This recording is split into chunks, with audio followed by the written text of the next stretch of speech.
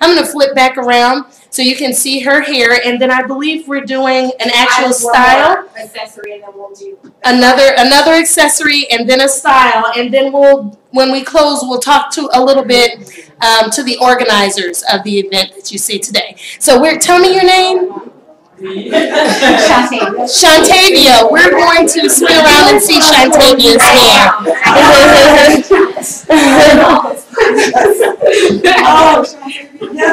That's beautiful hair. Oh, wow. That's gorgeous hair. Wow. So black women can grow their hair long. Exactly. Look at first, and the first thing I wanted to do was touch it.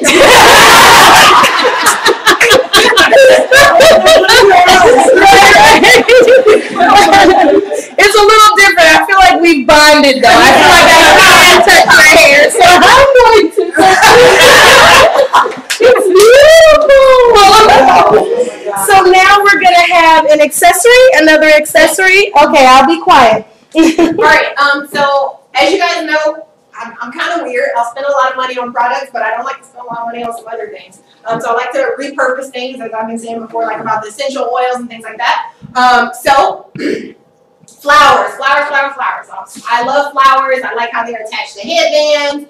I like independent ones like this one where I'll wear it as a clip in my hair. I'll clip it on my blazer and wear it as an accessory or something like that. Accessory to my outfit, as opposed to my hair, I mean. But I don't like to pay a lot of money for them because I know what they are. I'm really crafty. I scrapbook sometimes. So I know how to look at something and figure out, oh, I know how you do that.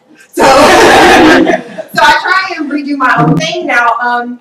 And you can keep that flower that you have. To make something that's a little bit simpler or complex, it really goes back to the basics. Now, a flower like this, it's marked for $18. Okay, I got it on clearance for 99 cents. But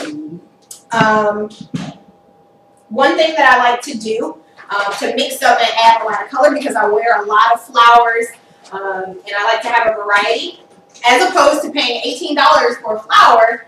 Or even $8, I feel like is too much. Looking for a bobby pin.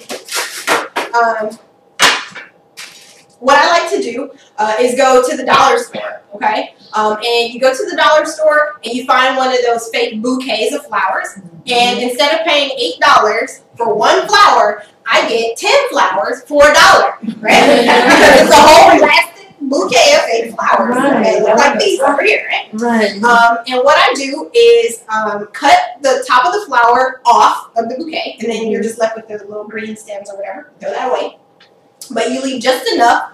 I'll pass them so you can kind of see what they look like. You leave just about an inch of the plastic butt of the flower, because that's where either you can just stick it straight in, or if you want to secure it with the bobby pin, you can do it that way too. But I just cut them off. And most of the time, if you get it during the right time of year, you can get one of those really, really fake looking plants. Those are usually the best for your hair, the ones that look like they're not real, like these. And you can match them better to your outfits.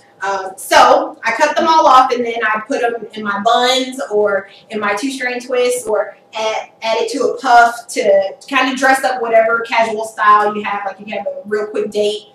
Put your hair back and you already have a fro, just stick a flower in it. It automatically looks like you did something else to it. So check out the dollar store. They've got all kind of nice, neat beads and things like that you can add to it. And if you want to make it more pizzazzy, one thing that I've done to some of my flowers is add glitter with nail polish. Okay, so you find like a really good glitter nail polish, and I just paint the ends of the petals, and it dries really quick, and then it's like sparkly, and it dries clear and everything. I get pretty creative. Again, like I said, I stretch these out so that they're really big when they're attached to a headband. But when I don't want to wear a headband, but I want the look, I go to Hobby Lobby and I get something called a ribbon sachet. And each sachet is different because this is leftover ribbon that they cut from the really long spools that they don't want to throw away. And they put them together in a bag, and you get like 80 of them for, I think I paid $2 for this. And you get all kind of big, beautiful ribbons, and the mixture is just really unique. So another way that yeah, they're really long. That I create headbands is just with ribbon. And this is really fun. I wear it at my age. I don't care what age you are. Everybody can go with a bow. I love them. But this is also really fun for your little girls. So you have a baby natural or a curly cutie. You can dress this up for maybe a picture, or if she just wants to look cute that day. You can just take the ribbon and just like you do any other bow, find the spot where it feels secure, but not tight enough to give you a headache. Because if you tie these tight enough, this will hurt your head too. I've noticed that if I have skinnier ones, I like to wrap them around twice so I can separate it, like 1, 2, 3 rows. So you'll have a lot of fun with this. You can wear like the bow in the front, and you'll secure the knot first. Always secure the knot first so you don't get your hair tied into the bow, and then when you take the bow off, you pull your hair out.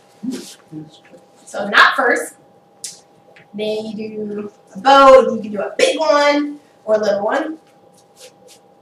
And I just wore this the other day to a celebration.